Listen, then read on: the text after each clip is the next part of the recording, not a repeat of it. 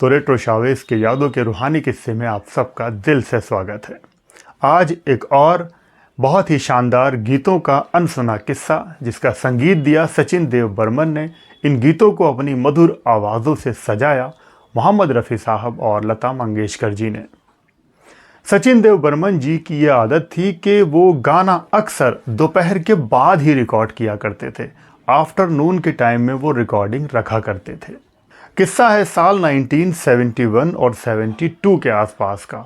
उन दिनों में दो फिल्मों पर काम चल रहा था। एक तो थी अमिताभ बच्चन जया भादुरी स्टारर अभिमान और दूसरी थी विनोद मेहरा मौसमी चटर्जी की फिल्म अनुराग। और इन दोनों ही फिल्मों का संगीत दे रहे थे सचिन देव बर्मन। सचिन देव बर्मन साहब को फिल्म अभिमान का पहला गाना रिकॉर्ड करना था जिसको मजरूह सुल्तानपुरी जी ने बहुत ही शानदार लिखा था। इसको मोहम्मद रफ़ी साहब और लता मंगेशकर जी गाने वाले थे। गाने के बोल थे रे आए हाय तेरी बिंदिया रे, आए हाय तेरी बिंदिया रे। बहुत ही पॉपुलर गीत रहा है ये। इस गाने की रिकॉर्डिंग के लिए सचिन दा के दिमाग में आया था महबूब स्टूडियो। वो चाहते थे कि इस गीत को महबूब स्टूडियो में रिकॉर्ड किया जाए क्योंकि वहाँ की मशीनें बहुत शानदार थीं। वहाँ का साउंड इफ़ेक्ट बहुत अच्छा आता था। शायद ही इस टाइप की मशीन किसी और स्टूडियो में हो। उनकी क्वालिटी बहुत शानदार थी। लेकिन उन दिनों में महबूब स्टूडियो बंद चल रहा था क्योंकि महबूब स्टूडियो की स्थापना करने वाले महबूब खान दुनिया से गुजर चुके थे। तब सचिन देव बर्मन स्पेशली गए महबूब स्टूडियो। वहाँ पर एक रिकॉर्डिस्ट हुआ करते थे जिनका नाम टैगोर था। वो उनसे मिले, उनसे बात की और महबूब स्टूडियो को स्पेशली फिल्म के गानों को रिकॉर्ड करने के लिए खुलवाया गया। उसके बाद मोहम्मद रफ़ी साहब, लता मंगेशकर जी और सारे म्यूजिशियन सचिन देव बर्मन महबूब स्टूडियो में एंटर हुए और फिल्म अभिमान का ये पहला गाना रिकॉर्ड हुआ। रे आए हाय तेरी बिंदिया रे, तेरी बिंदिया रे, आए हाय सजन बिंदिया लेगी मेरी बिंदिया रे, आए हाय। दोपहर के आसपास ये गाना रिकॉर्ड हो गया। सबको ये गीत काफ़ी पसंद आ गया। अब उसी दिन शाम के वक्त दूसरा गाना भी रिकॉर्ड करना था महबूब स्टूडियो में फिल्म अनुराग का, जिसको लिखा था आनंद बख्शी साहब ने।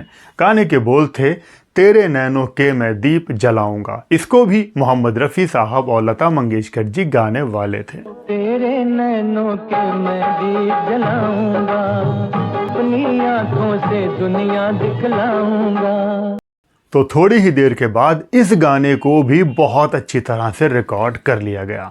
मोहम्मद रफ़ी साहब, लता जी ने इन दोनों गीतों को कुछ इस अंदाज से गाया था कि हर इंसान इस गीत को पसंद करने लगा था और ये गीत अपने ज़माने के काफ़ी हिट गाने रहे थे। वो क्या है? एक मंदिर है।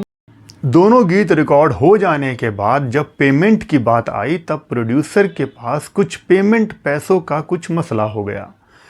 जब मोहम्मद रफ़ी साहब को ये बात पता लगी तो वो सीधा गए सचिन देव बर्मन जी के पास और उनसे कहा कि दादा मुझे पैसे नहीं चाहिए। आपने मुझे यहाँ बुलाया, इतने दिन के बाद मुझे याद किया और इतने अच्छे गीत मुझसे गवाए, मेरे लिए यही काफ़ी है। मैं पेमेंट नहीं लूँगा, मैं जा रहा हूँ।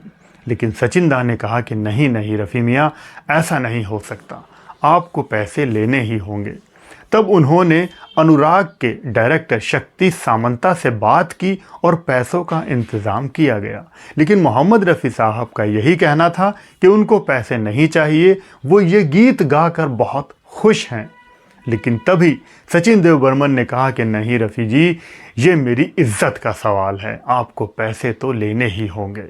और तब सभी लोगों को वहाँ पर पेमेंट की गई और सभी लोग वहाँ से खुशी खुशी चले गए। सचिन दा नहीं चाहते थे कि कोई भी खाली हाथ जाए और वो उनकी इज्जत पर बात आ रही थी। और वैसे भी सचिन दा ने स्पेशली महबूब स्टूडियो खुलवाया था इन दो गानों को रिकॉर्ड करने के लिए। इस तरह से एक ही दिन में ये दो शानदार यादगार गीत रिकॉर्ड किए गए जो कि हिंदी सिनेमा में अब तक याद किए जाते हैं। फिल्म अनुराग रिलीज हुई साल 1972 में और फिल्म अभिमान रिलीज हुई साल 1973 में, और दोनों ही फिल्मों को इसके संगीत को बहुत ज़्यादा ही वाहवाही मिली थी, काफ़ी पॉपुलर रहा था। इस पूरे किस्से को सचिन देव बर्मन जी के ड्राइवर असलम ने भी अपने एक इंटरव्यू में सुनाया है। तो ये आज की इन्फॉर्मेशन आपको कैसी लगी मुझे ज़रूर बताना। फिल्म अभिमान या फिल्म अनुराग में आपको कौन सा गीत सबसे ज़्यादा पसंद है, ये भी ज़रूर बताना। तो आज बस इतना ही। आप लोग अपना बहुत बहुत ख्याल रखें और देखते रहें रेट्रो शावेज़। जय भारत, जय हिंद।